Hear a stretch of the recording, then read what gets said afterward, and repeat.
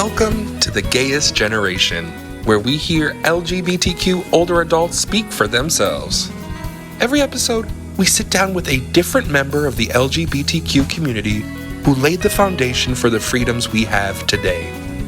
In this episode, we speak with Detroit's own Curtis Chin. He is an activist, a filmmaker, and the author of the forthcoming memoir, Everything I Learned in a Chinese Restaurant, which is currently available for pre-order. This is the Gayest Generation. All right, Curtis, how about you tell us your name, your age, and how you identify? Hi, everybody. My name is Curtis Chin. I'm a graduate of the University of Michigan. And my age, 54. Wonderful. And how do I identify? Queer, Asian, Midwesterner, Wolverine. Sure. Buddhist. I mean, take your pick. Now, it's always kind of a funny decision. How do we start a conversation like this? And I want to try this. I'm eager to hear what you have to say. What is your earliest, most vivid memory? Well, I just recently wrote my memoir, Everything I Learned in a Chinese Restaurant. And so I've spent a lot of time trying to go, think about my past. And so the earliest memory that I actually have is being in the Hudson's department store in downtown Detroit when it used to exist. And we would go up to, I can't remember if it was the 13th or the 12th or 13th floor, somewhere around there. And there'd be this giant Santa Claus and Winter Wonderland thing. And I think I was about 3 years old or so, and I got lost. I got separated from my family. And somehow I was able to be calm enough to not even cry and to actually approach one of the elves and ask them to help connect me, to help me find my parents. And, we were one of the few Chinese people there, so it wasn't too hard to spot them. But I don't know. That's my earliest memory from my childhood. And I think it kind of makes me feel like, oh, well, maybe I've always been someone who's been a fighter or someone who never panicked in situations, because I didn't even cry at all. Sure. So. That's amazing. In that Hudson's, I remember my grandmother used to get on a bus. Yeah. To go to that Hudson's in Detroit to do Christmas shopping. Yeah. And the local Catholic church would get a bus. Yeah. And everyone would get on it and go to Hudson's. It was the best. It was the best. And, I actually think back on my childhood again. The moment when I first had doubts that the city would be able to recover from all of its troubles was the day Hudson's closed. I thought, this is it. There's no turning back. Once you close Hudson's, the city's gone. Yeah. And the Hudson's we're talking about is in Detroit, and you are from Detroit. Can you set the scene a little bit of, and I can't do the math, you said you're 54. So as a child, that was the 70s, late 70s, early 80s. What was Detroit like then? Well, so I am 54, and what I say in my book is actually my parents owned a restaurant in Detroit called Chung's. It was founded by my great-grandfather in 1940, and I don't like to brag, or I don't think I'm speaking hyperbole, but I think it was the best Chinese restaurant in Detroit because over the course of those many decades that we owned the restaurant, we sold over 10 million egg rolls. But in 1967. My parents were working at the restaurant, and the city, had the riots that summer, right? Or the rebellion, as some would call it now. And the restaurant had to close for the very first time in years, right? So they had to close for 4 days. And in that time period, they actually had sex. And 9 months later, I was born as their riot baby. Amazing. Yeah. And I sort of always wonder, it's like maybe that's why I write about social justice and racial inequality and think about it so much, is because I'm a product of it, right? I came about simply because my parents finally had time to take some time off because of that. And so growing up in the city, it was a mix. So our business was still in the Cass Corridor. So if people are familiar with the Cass Corridor, it was the red light district in the area, but it's also where there was an old, a small place called New Chinatown. I mean, it wasn't very, very large. We actually lived in the suburbs in Southfield and then Troy, but we were going down, practically every day to work. And that's why I feel like even though I didn't sleep in Chinatown, I do feel like I grew up in Chinatown, because that's what I remember best. Like we went Halloween trick-or-treating down there. You know what I mean? I knew all the stores to go to. I knew that, you know what I mean? I was just more familiar with it because that's where we were. I didn't really spend much time in the suburbs outside of going to school. But it was a very,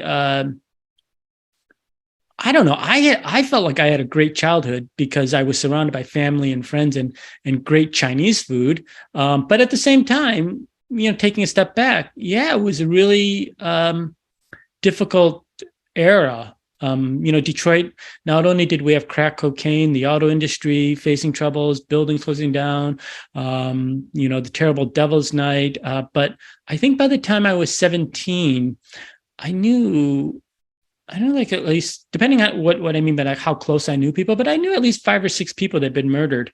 And definitely I knew more of other people in the neighborhood who had been murdered. Like, oh, that store owner just got murdered.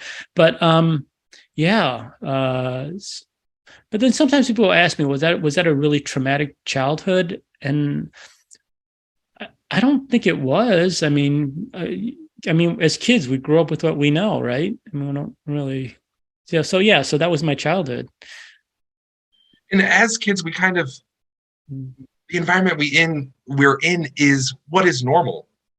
So it's like, this is just the way things are. What do you think people get wrong about Detroit, and especially the Detroit of yesteryear?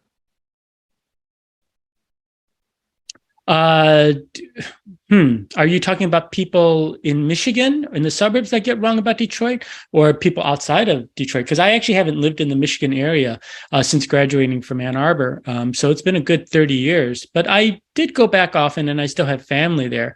One of the things I think is most fascinating is how the city of Detroit actually has an identity outside of Michigan, right? I mean, not every American city does that, right? Like you could name so many cities and people would have no concept of it whatsoever. But people seem to have an idea of what Detroit means, right? Whether it's the auto industry, whether it means crime, whether it means Motown music, people seem to have a sense of, oh, that's Detroit. So is it wrong what they have? I mean, it's a simplified sense of the city. Well, I don't know what they get wrong. I mean, to be honest with you, I've never really thought of that. I do think that people in the suburbs growing up were very afraid, because oftentimes I would ask people, hey, you guys want to go to my family's restaurant in the city? And I never had anybody interested at all. I mean, I think that part of it was that, my friends, maybe their parents had told them, don't go down there. Yeah. In college, I was lucky enough to study in Germany. And people are like, where are you from? I'm like, Saginaw, Michigan. They're like, what? I'm like, Ann Arbor, Michigan. They're like, what? I'm like, okay, Detroit. And they're like, oh, techno music. Oh, and I'm like, yeah. So it's funny how everyone kind of has a different idea or a different connection to Detroit. I want to go back to something you had mentioned. You said your great-grandfather had opened the restaurant in 1940. What's the story of your family coming to America and settling in Detroit? So again, this is how I start off my book actually with a overview. The prologue is about my family's journey to Detroit. So it happened in the late 1800s, according to my family. I don't have verification of it, but according to my family, they came as early as the late 1800s. And it was because my great grandfather had moved from Canton, China to Canton, Ohio, thinking that there'd be Chinese people there. But then when he didn't see any, he moved up to Detroit because there was a smaller but still growing population. You know, Detroit's auto industry was just at the beginning stages. So he heard that there were jobs up there, and then he moved up there. But unfortunately, because he didn't speak English, and there was some discrimination against hiring Asians there, he was not able to get a job in the auto industry. Instead, like most of the Asians at that time in the Detroit area, the only type of work he could get was as domestic workers, like laundry, you know, cleaning, stuff like that. What some would consider more effeminate jobs. And so that's what he did. He saved up enough money, opened up a store. And around that time, the U.S. had actually instituted this law called the Chinese Exclusion Act, which pretty much ended immigration from China to the United States. The one exception that they added eventually was if you were a merchant, much like today where we favor the business class and stuff like that. So because he had opened a store, he could then bring over his family. He brought over my great-grandfather, and then my great-grandfather eventually brought over his son. And then my dad was born here. Mm-hmm. So I'd love to know, what is the average day growing up in that restaurant? What did the average day look like? Set the scene for us a little bit.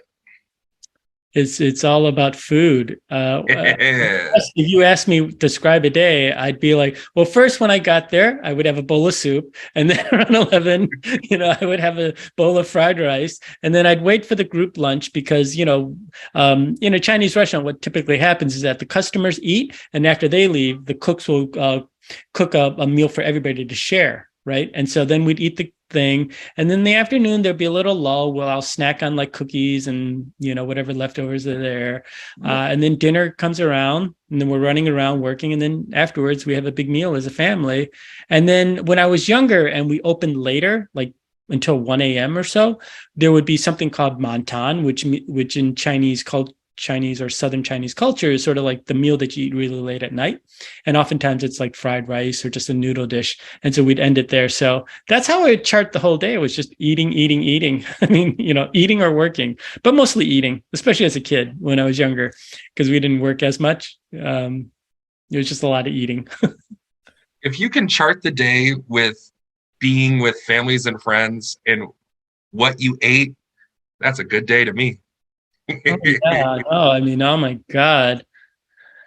Just even thinking about it now, it's good to grow up in a restaurant. And I say that as someone who grew up in what I would call a successful restaurant. I understand, you know, for a lot of immigrants and a lot of small business owners, they had a different childhood experience. They talk a lot about the hardships, the really long hours and things like that. And, you know, we definitely had long hours and things like that. But because our family business was already successful, my parents didn't have, you know, the financial stresses were not as difficult as maybe some other families that live on the margin with these small family businesses. So I did have a more idyllic situation because my great-grandfather had already established, you know, a restaurant. You know, we already had a loyal, you know, fan base. We had people that came in every week. You know, we had people coming in who'd left Michigan, you know, because there was this exodus of Michiganders or Detroiters, right? You know, for many, many years. But whenever they came back to town, they said they'd have to come back to my family's restaurant. And so we would see those people. So it was a very, very warm, comforting existence. But I say that because it was already a successful restaurant. You know, so maybe I didn't have as much stress as, say, some of my cousins or other people, you know, who came after our generation. We would sponsor to bring them over. They'd work at our restaurant for a few years and then go off and open up their own restaurant. I know that they probably bitched and moaned a little bit more than I did. Yeah. Now, I had asked you, what is your earliest memory? And I'd like to refine that question a little bit. What is your earliest memory or what was the first inkling you had that you were queer? I don't know. I mean, I remember my first inkling of liking a boy. I mean, but I don't know if I labeled that as being queer. Yes. In doing this podcast, something I've run into with many of the folks that I've interviewed is I knew I had this feeling, but I didn't have the language to label it or to know what it really was. Is that something you can relate with? Yeah, no, definitely. There was a boy named Rudy who lived, in Chinatown. He's Filipino. He was a year older than me. He had the cutest smile, cutest walk, and I just thought he was so. Did I think he was hot? Did I think he was sexy? I don't know if those are the words. He was magnetic to me. Let me say that. I was drawn to him and I loved being in his presence. I don't know if he's listening to this podcast or not, but yeah, I was just really drawn to Rudy and I kept thinking about him and it made going down to Chinatown fun. It was only after, and again, this is in the book, when my cousin told me that Rudy had moved away, right? Because people were leaving Chinatown after someone had been murdered in Chinatown. And I was really, really sad, right? And she said, "Why? What's wrong with you? Are you in love with him or something?" And I knew what I wanted to say, but I also, something innate told me I can't say that. That I'm sad that Rudy's gone. I can't say that because because I'd heard other kids at school call other kids names by that age. But I don't know. Yeah.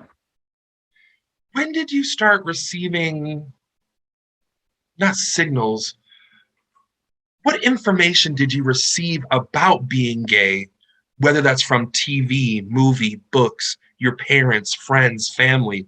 When did you start hearing that word and how was it framed for you? The word gay? Or even that just being an option? Well, I think at that time, I mean, the only things that you would hear about gay people were all negative, right? Whether it's, well, okay, 3 doors down from our restaurant used to be a drag bar or female impersonators called the Gold Dollar Bar. I don't know if you know. Gold Dollar Bar actually is a famous bar too. It's where I don't know it, but it sounds fantastic. It's where the White Stripes performed Oh for my the first gosh. time ever. Because afterwards it became like a rock club or something like that. But yeah, no, the Gold Dollar Bar was just like 3 or 4 doors down from our place. And so I knew about men that dressed as women. I knew about prostitutes.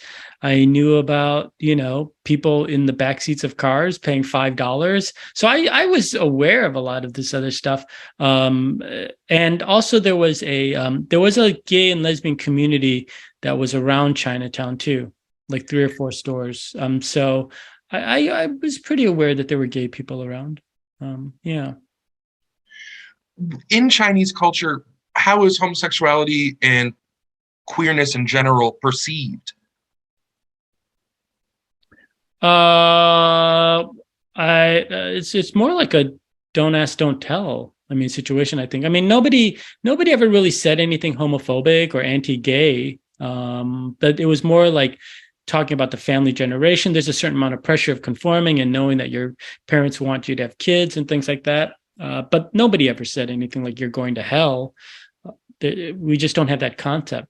But there definitely is a tilt or a preference towards heterosexuality as opposed to an anti-gayness, which I think might appear in other religions, I think. Mm-hmm. I hear you. Going back to something you had said, being in New Chinatown, there's a certain amount of violence you were surrounded by. People were being murdered. At the risk of being ignorant, why were people being murdered? What is the source of this violence in the area at that time? Well, the first murder that I remembered happened, when I was in elementary school. The restaurant across the street had been robbed. So that was a simple robbery thing. But, when I started high school, there was a famous murder called the Vincent Chin murder, which I don't know if your listeners are familiar with. He was a Please Chinese. tell. He was a Chinese American out celebrating his upcoming wedding. He goes to the strip club. These two white guys are overheard saying it's because of you mother blanks that we're out of work. And they proceed to leave the bar, or they're kicked out of the bar, and they separate. But these two guys get in their car and they literally drive around Detroit until they find him, sitting outside of McDonald's. And then they take a baseball bat out of their car and they bash his head in and killed him. And so that was, in my opinion, was a hate crime murder, right? And then, my senior year in high school, one of our most loyal customers was a guy named Alan Canty, who told us that he was a ER doctor. And that's why he always came in, ate alone and at strange hours. Turned out that he was a famous psychiatrist who came to the area to hire prostitutes, because everything's cheaper in Chinatown. And then he was going to break off with this one girl, and her pimp got so upset that he also took a baseball bat, bashed his head in, and then chopped up his body and littered it all across the freeway going up to the, UP. And there are other assorted murders in there, but that's the bookend to my high school experience. And, obviously with AIDS coming up around that time period too, and drug overdoses, it was, like death was a normal part. And I honestly did not think that I would live past 30. That was just my expectation, is that, I'm going to be dead by the age of 30. Because of what you were told about AIDS. Well, about AIDS, but also just seeing the other random murders that were happening in my life. I just didn't think people lived long. It was I just didn't see myself. Yeah. It's just a different expectation of life, I think. Maybe sometimes people in more difficult situations. I guess that would probably be if people had to ask me, it's like, well, did growing up in such a violent city actually have an impact on you? Maybe not on a day-to-day basis, because I wasn't scared on a day-to-day basis, because I had my family, I had great food, I had my friends, I had my cousins. Do you know what I mean? So I wasn't feared. But if anything, it probably just gave me a different expectation of my life's potential, right? It probably, I guess some might say it probably reduced it or lessened it. I don't know. Did your experience, or rather, what was your experience like in high school itself? Did that inform that feeling you had? Or really what I would love to know, and this is one of my favorite questions to ask people, is what were you like in high school? Oh, I was awful. I was terrible. This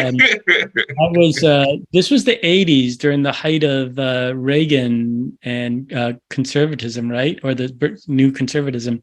And I was actually a Republican. I was the Asian Alex P. Keaton. I don't know if that means anything to your listeners, but I was really conservative. But also, I had friends. I was class president. I was president of the National Honor Society. I co-founded the Young Republican Club. But I had a really conservative platform. I tried to shut down the smoking lounge. I kicked people out of the NHS program for not volunteering for things. I mean, so it was not a very, not a very pleasant, but in some ways, maybe that was my survival mechanism. I think it's sort of like I went to a high school that was predominantly white. I think there were 400 people in my graduating class, of which there was maybe about eight Asians in my graduating class, and maybe one or two Black students, and one or two Latinos. So it was not very, very diverse. Troy High was not very diverse at that time. I've heard it's changed since then, but at that time, no, it was not diverse at all. And I think that was my coping mechanism, was just to blend in as much as possible, as to, not have anybody question my, one of the things that people oftentimes a stereotype used against Asians is that we're foreigners, that we're not, part of the American sister. We're already outsiders. But so maybe being a Republican, being conservative, hopefully would dispel any of those notions that, where my loyalties lie. And also in my personal life and in my experience speaking with others is queer young people are often very ambitious in high school because what we're trying to say is we're good, we're successful. Definitely. I'm the class president. I'm like you. And in fact, I might actually be a little bit more successful and driven.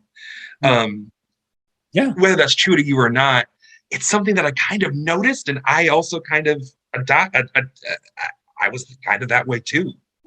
Yeah. And when you added the fact that I'm Asian, and I wanted to also prove something, it's a double whammy being a gay Asian. It's like you have to prove something twice and oversell. So I did so many other things that I didn't mention. I was on the school paper. I went to Boys State. I was on the Wheel of Fortune when I was in high school. What? I finished 4th place in a national competition in orienteering. I just did like everything. You know what I mean? Like whatever. I taught French classes to little elementary kids. I just worked hard in high school. Okay. At the risk of traveling too far away from the main meat of this conversation, what was it like to be on Wheel of Fortune? Well, I won all 3 rounds, but I skipped the bonus round. So and I blame my mom because she always impressed on me that I should go for an A. So I went for the letter A as opposed to the more ubiquitous E. And so I got screwed because the final bonus prize was tiebreaker. And so maybe if I'd had if I'd had the E, I might have gotten it. But yeah.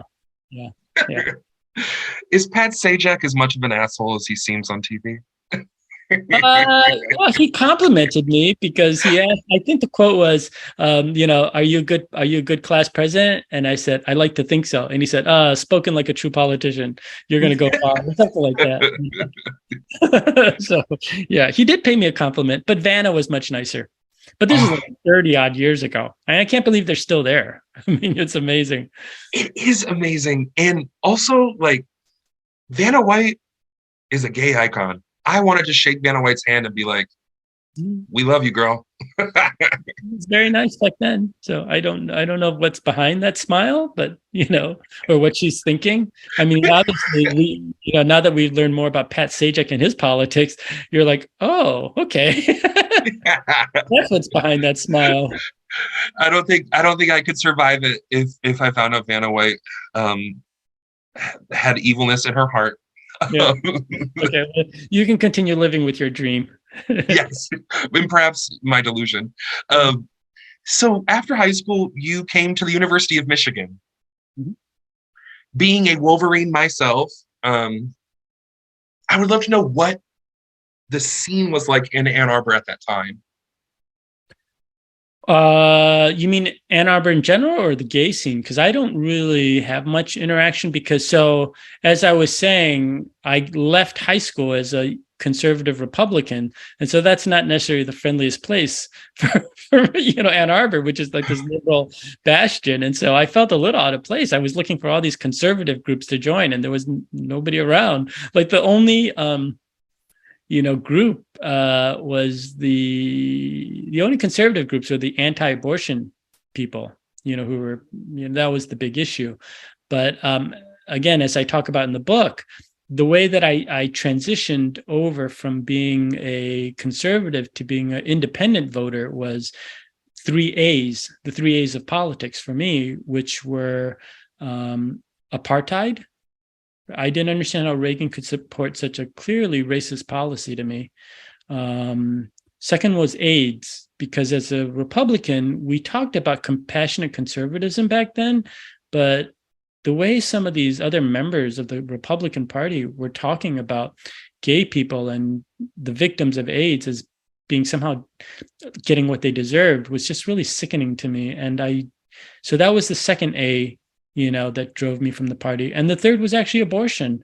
At the time I was anti-choice because as a gay man, a closeted gay man, I just didn't think it would ever become an issue for me. I'm not going to get a girl pregnant. Why should I care? I had no stake in that issue. So it was very easy for me to just say, yeah, no abortions. But then after meeting some of my fellow more liberal classmates at U of M, I understood that it was really an issue of controlling your own body. And because of that, and making the connection that that's exactly what I wanted to do too, it opened my eyes to what that movement really was about. And so, so politically, it was an eye opener for me. And so I guess some people would say, oh, you went to U of M, got recruited to be a liberal. You know what I mean? So, okay, maybe it's indoctrination, or maybe it's just this idea of hearing other opinions and then making decisions for yourself. Maybe that's what it is. Maybe that's what the right is so afraid of, is that if people actually heard the other side and got, had a chance to really think about these issues instead of just sticking with bullet points, and actually thought about these and to the logical conclusion of some of the things that they espouse, that maybe more people would become more progressive and more compassionate and more sympathetic and more less individualistic and more, community oriented. Something powerful that you said was, you heard people, or rather you listened to people who had opposing views, and you said, oh, okay, I kind of get that. That's making some sense to me. Maybe my opinion is going to change. Yeah, I mean, so I worked at a place called Drake's, which some of your Ann Arbor longtime listeners may remember was this great sandwich shop, candy, sandwich, tea, everything. I worked there for a couple of years, and I met a lot more liberal people, both students and non-students there. And they really opened up my eyes. And, that's how I also got into writing, I think. Wow. At least taking it more serious, because I was surrounded by other artists there, or other creative types there. And just being open-minded, which I think is something that as Buddhists we're taught. And this is something I came to conclusion is that, part of the problem with American politics right now has been this Christian religious right approach that has come into it, because in those worldviews, you're right or wrong, right? You're evil or good. You're going to heaven or hell. It's a very black and white way of looking at the world. And because they insist on bringing that type of approach to politics, this is why Republicans now think of Democrats as evil. And I don't think that that's what a democracy cannot survive if that's the way it is. Democracy requires compromise. It requires people listening to other people's opinion and trying to find common solutions for everybody. There has to be a middle ground, right? And in some of these Judeo-Christian religions, they don't believe there is a middle ground, right? But luckily for me, because I am, born and raised Buddhist, even though I'm not a practicing one, at least I understood that, it is about yin and yang. It is about, understanding the complexities of things and being a little bit open-minded to this, and recognizing that there is a opposing side that's in balance, that's different, and not being so antagonistic towards that other side, because both sides are needed for a complex whole. And in that same metaphor of America, we need both the conservatives and the liberals, but we need them working together, not hating each other. As a progressive, I don't want to, annihilate, more conservative people. I want to work with them, and I want to find a common ground to solutions, because I believe that sometimes they have the answers that I don't have, but we don't think that way anymore in politics because of this other way of approaching it now, which is quite sad to me. And it makes me sad to think about the generations younger than us who are going to be coming up in it. And Judeo-Christian values definitely play a role in that perception. And also, it's going to be funny to say, but I think that people treat politics like sports. Yeah. Go Blue. Ohio State is trash. Well, and that is like, okay, bad example. But it's like, I'm a Republican. Mm-hmm. I hate Ohio State. I hate Democrats. That's my opposing team. That Mhm. is my enemy. And it's just like, it's not sports people, it's people. Yeah, the government is set up to help people, right? And because it is to help people, let's find the different solutions that work for everybody. There isn't just one size that fits all, right? I mean, so yeah. As you are working at Drake's and your political identity is changing, where is your sexual identity? Are you feeling like you want to come out? Are you feeling like I'm going to keep that closet door a little bit closed? Put me in Uh, your mind. well, no, I was still closeted. I was still a virgin through college, first parts of college. Because I had so many relatives on campus. My brother was there. Like in my dorm, I was in cousins' dorm. My first year, it was my brother and three cousins and myself in there. There was Oh, no it way was cousins' dorm already. Yeah, cousins dorms already. I was not coming out. You know what I yeah. mean? So yeah, and it wasn't a priority for me. Also, because, like I said, with AIDS, there was still this idea that it could kill you, and so I was not in a rush to partake in that kind of stuff. I say in the book again that was the one uh, Republican philosophy that I still maintained the longest was this idea of abstinence. There was no, you don't need to immediately have sex. It's okay. I mean, there are plenty of other things that can get you excited and thrill and, other things that you can focus on in life. So, yeah.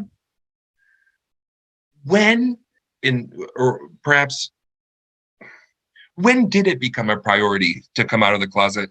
And what let you know what made those priorities change?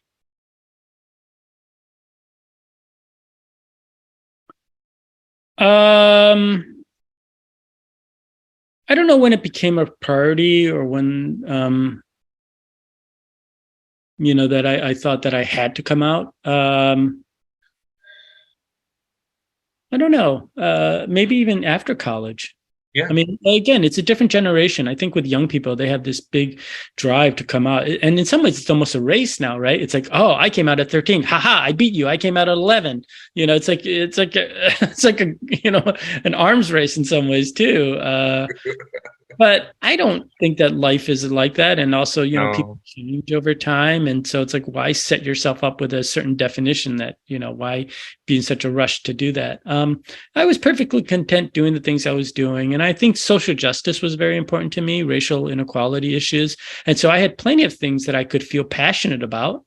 That doesn't mean that I didn't find, other guys attractive or, I don't know. Maybe I was afraid, but I like to think that a lot of it was that I was plenty busy. I was working full time and going to school at night. I mean, that's how I paid for school. So it's not like, and I also didn't have a lot of excess money to go out and stuff like that. And I'm very, very frugal in that sense, is that, I just didn't have a lot of excess money to even pursue those things. So it's like, okay, well, I was very, very focused on just graduating and getting out of Ann Arbor. Coming out is such a funny thing in how we frame it in 2023. Um, Working at a library and working in outreach, we always talk about what are we going to do for National Coming Out Day? And I'm like, it's kind of, I feel, I have mixed feelings about National Coming Out Day, because why do we need, perhaps it's not in our best interest to pressure people to come out on a given day for a million different reasons. But you're right, coming out, I think now is almost like it's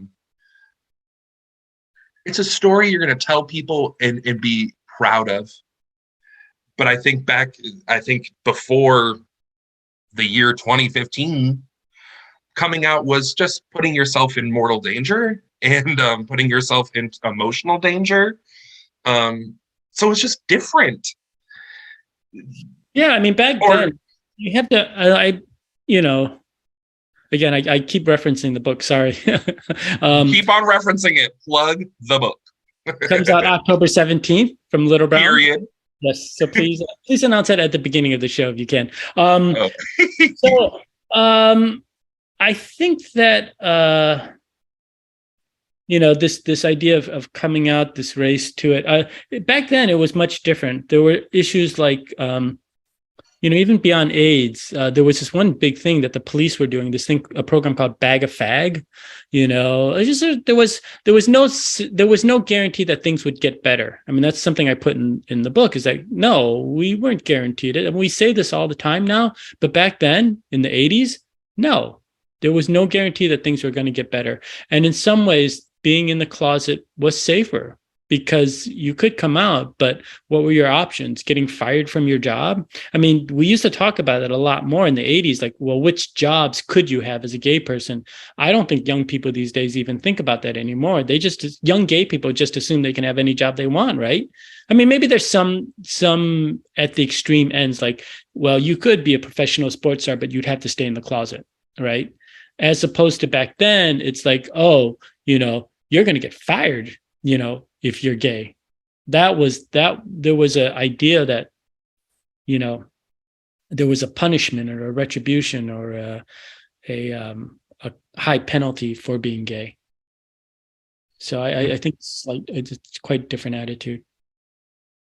And that's something that I hope our younger listeners really sink their teeth into. I'm very glad that in this day and age, we have a Michigan Senate, a Michigan House of Representatives, a Democratic governor who is working on taking back those restrictions, like being fired just for being gay in the state of Michigan. That's not the case in the South, in a lot of other parts of the Midwest, and even the Southwest of America. You can be denied housing. You can be denied. You can be fired from your job. So as many strides as we've taken, we've also not taken too many strides. In some ways, it looks like we're going back too, right? Yes. I mean, whether it's LGBT rights or banning books. I mean, you're a library. You guys, I don't know how you guys are handling it. Do you guys fear? I've read reports where some libraries in conservative areas have preemptively taken some books off their shelves publicly because they don't want to be busted for it. But I remember being a young kid and going to the Detroit Public Library and trying to find books on being gay on the shelves. I would never have asked the librarian, oh, can you please get me that book? No, I would wait until everybody was cleared and I could quickly dash over, grab that book, run over to another aisle and sneak in the corner and just learn about this other stuff. And you know what I mean?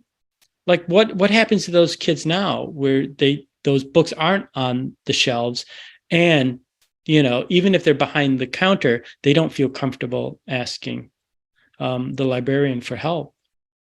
So I don't know. Absolutely. And something that will always baffle me is being a young person who I'm much like you. I was in the library looking for the gay books, but as somebody who has read only books with heterosexual couples, it didn't make me straight. So why would your child reading books about queer people make them queer? Well, this is where I think that people should push back, is that, these people that are banning these things are saying, oh, well, you're pushing a gay agenda, or you're pushing a racial identity, which is making white people feel bad and stuff like that. Well, let's talk about this other thing. Okay, so you say that we're pushing homosexuality. Well, you're pushing heterosexuality. So let's ban the Bible. Let's ban everything other book, because you know what?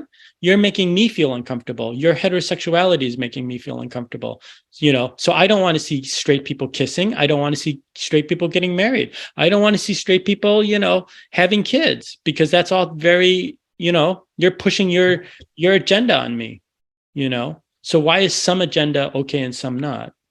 Absolutely. Yeah. No, please. No, go ahead. I was just going to ask, is there a gay agenda? And if so, what is it?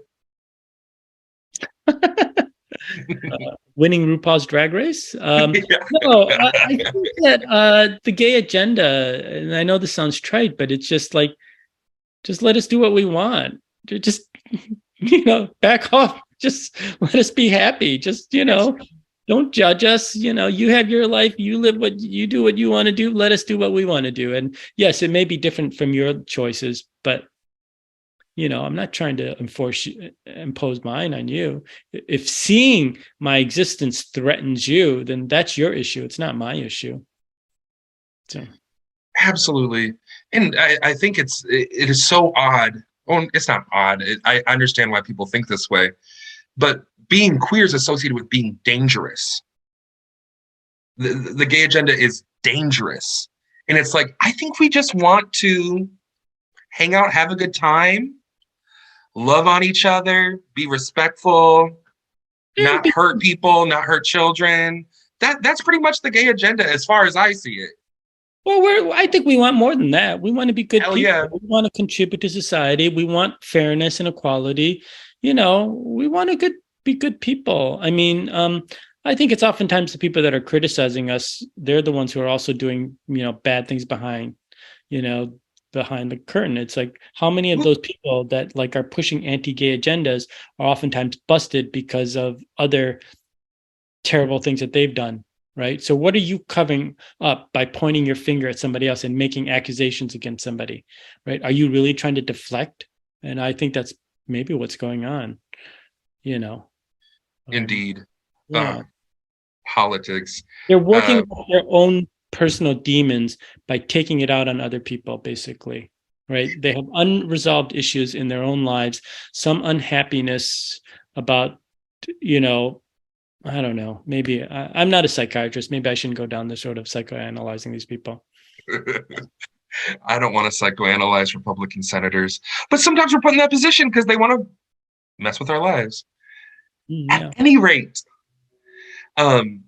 you are a writer, you are a filmmaker, you are an activist. Why? Well, like I said, I think it's because I was born a riot baby. I mean, it's just, and also growing up in Detroit, which is such a polarized city, not just along race, but also class, right? It's a very class divided city. And then obviously sexual orientation is always dividing. And so as someone who's always had to navigate both sides and figure out like, how I fit in, I've just always been curious about identity.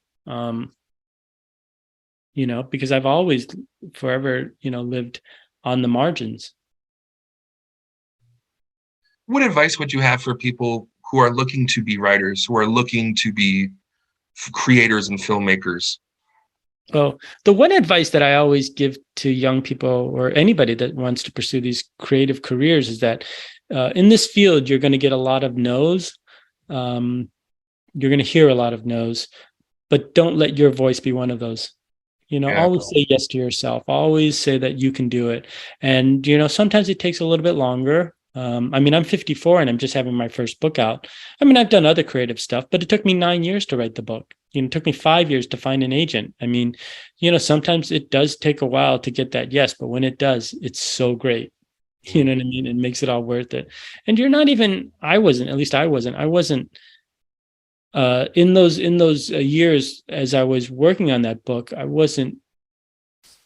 was just always trying to figure out, well, how can it be better? How can it be better? How can I find my voice? And sometimes these things are also a matter of luck, of timing and stuff like that. But I don't think I ever gave up. I was never despondent, like, oh, this is never going to happen. My question was always, how can I get this to happen? Not why isn't this happening? It's like, what can I do better? And maybe, I don't know. I was going to say, maybe, I don't know how that relates to my upbringing. Maybe it's one of my mom's philosophy of always just working hard. Yeah.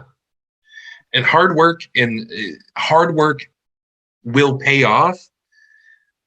I think is also a very Midwestern kind of belief. Very much something I've always felt in my family as well. It is like, you can't go wrong by working your ass off. Mm-hmm. Which I have a mixed feelings about. Because it's like, yeah, you're right. And then sometimes people spend their whole life working their ass off. And there's this tangible dream that just doesn't happen for millions of different reasons. But what does your life look like now? Well, I live in Los Angeles now. I can't say I'm happy about it. I mean, it's not a, Why not? it's LA. You need a car. I mean, Yeah. so I actually prior to pandemic, I used to say I was Detroit born, New York, New York bred, LA based, and London bound because I used to go to the UK every fall for a month or two just to, you know, get writing done, but also do film screenings and stuff like that. So yeah, I've had a pretty good life. I actually have been invited to the White House many times. I mean, and you know, Oh my gosh. yeah, just like I wrote an essay for CNN for the time I was invited in December, to go see Biden signing the Respect for Marriage Act. But then, I was just invited last week to go for the Lunar New Year celebration that they had. Oftentimes I can't go because I'm in LA, so it's hard for me to just sort of, they give you very short notice and, like usually like 5 days. And so I can't always type drop things and do it. So I can't often go, but I get invited quite a bit. And one time I was there actually for, this was during Obama, and it was for the Gay Pride Month, and I had gone, and it was a big party, and got to meet Michelle and Barack and stuff like that, and I was just Oh my thinking, God. yeah, I have a really great picture and some really wonderful stories about it. But I just thought to myself, I'm a kid from Detroit. I mean, and here I am in the White House hanging out with the Obamas. I mean, what a great country we live in. You know what I mean? Where a kid, can work hard and, somehow have their dreams come true. And I think that sometimes maybe that's where the luck comes in, because you're right. Sometimes when you do work hard, it doesn't pay off. I don't know exactly why things have worked out for me.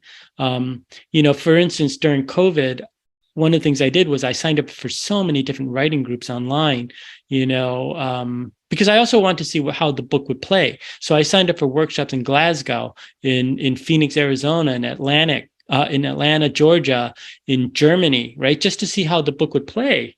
And, very few of those people, I don't think any of those people have gotten an agent even, or, and, what are the chances of them eventually publishing a book? They're very, very slim. And so I recognize that I've beaten the odds in a lot of ways. Why that's happened, I don't know. I mean, to be honest with you. I just try to always have a really positive attitude about things, I think. So, I think a positive attitude that'll get you 3/4 of the way there. What's next for you? Your book's coming out October the 17th. It's available for pre-sale February the 6th. yeah, when is this podcast airing? I don't know. We could talk about it. But do I have those dates right? February 6th is Monday. I mean, so it's going to be available sometime after February 6th. So the book is available for pre-sale as we speak. Yeah, I'm sure. Yeah, yeah, you can pre-order it now. And Nice. you can go to Barnes and Noble, bookshop.org, any major. It's with Little Brown, which is one of the big five publisher. And, there was a big auction for it. It was a big bidding war between different houses for it. I mean, it was really incredible. And so you can get it anywhere. If you're part of a book club, please, recommend it for your members. So the book is called Everything I Learned in a Chinese Restaurant. It's about growing up in Chung's, my family's restaurant in Detroit. I don't know if I mentioned that earlier in the podcast or not, but it was Chung's, which is a very popular restaurant. The first 8 stories are set in elementary, middle school. The second 8 stories are in high school. And then the last third of the book is set in Ann Arbor. And it's about, my journey of how I became a writer, an activist, and a filmmaker. And so I'm primarily doing a lot of publicity, as you mentioned on my website. I mean, I start going on the road next week, and I start off going with all the colleges my mom wished I'd applied to. I go to Harvard, I go to Yale, I go to UConn, I go to Columbia, I go to Princeton, I go to, Good I don't know. Lord. Yeah. And it's just nonstop. And, yeah, I have invitations in the Netherlands, in Germany, the U.S. consulate in China, a conference in India. It's just a bit crazy. So I have to do that. But at the same time, I'm also developing a new book, with a Warner Brothers company. I can't get into too much specifics about that. But yeah. So I've got a lot of other writing projects too. Yeah, so it's good. I mean, it's just busy. I don't know what else have I going on. Yeah, I feel very lucky. Incredible. Yeah, yeah. So Now, before we let you go, something I've done with every person who I've interviewed is this, I call it a questionnaire. And what it is just a series of more quicker questions. And what I've really gained a lot of value from is seeing the different answers from this questionnaire, especially kind of moves kind of faster. So it's one. I would love it if you would be so kind to take part in it. oh yeah, sure. Okay. And let me be clear. You could have a short answer or a long answer, completely up to you. What is the biggest difference between younger and older LGBTQ folks?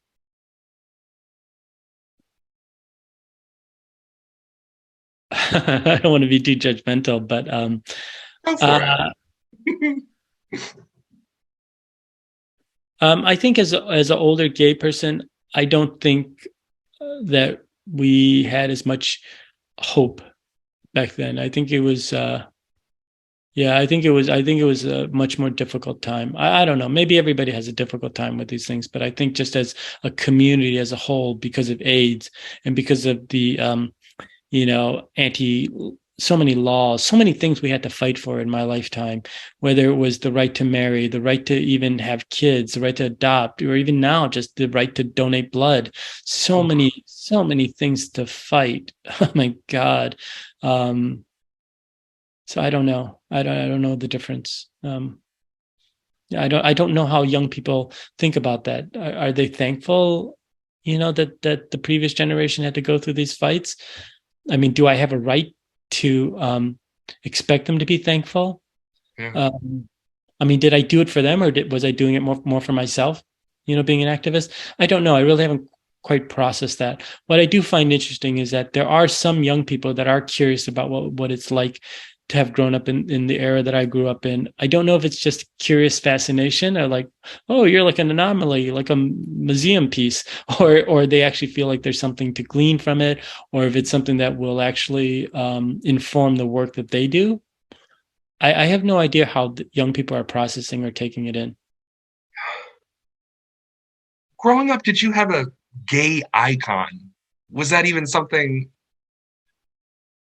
What even is a gay icon? But did you have one? The only gay celebrities around, or people that people assumed were gay, were people like Liberace and Paul Lynde, the comedian. Um, I don't think we really had any gay icons back then. You I know, love Paul Lynde. If you don't know Paul Lynde, Google Paul Lynde. Have you ever used a dating site or application? an app? No, Indeed. that all happened after. You're Yeah. blessed. So That's a my husband and I used fax machines because we had a long distance relationship to begin, and I was in New York and he was in LA, and so we would fax each other love notes and stuff like that. So that's how old I wait. am. Now I need that story. How did you and your husband meet? Oh no, it's way too long of a story. It's Oh, okay. way too long of a story. Yeah. But it's a cute Oh, story. It's a really really cute story, but it's too long. Sorry. you're killing me. Betty Davis or Joan Crawford? Betty Davis. Who was your first celebrity crush? Is that wrong? Was that the wrong answer? Why did you make a face? That Was it was my okay, and I get in trouble every time. There is a correct answer, and it's Betty Davis. And okay? every time somebody says it, I go, "You're correct," and that was me going, "I'm not Okay. going to say it." But yeah, there's just Okay. an answer that's right, and it's Betty Davis. Okay. Who was your first celebrity crush? Oh, celebrity crush. I haven't sorted this out, but I have to say that it was Cheryl Ladd, Amazing. What was your best Halloween costume? the Sulu in Star Oh, Trek. oh my gosh. What makes you happy? Lots of things, Mm. when people are kind, you know, my husband, my family, my cats. I don't know, just Yes. yeah. What gives you hope?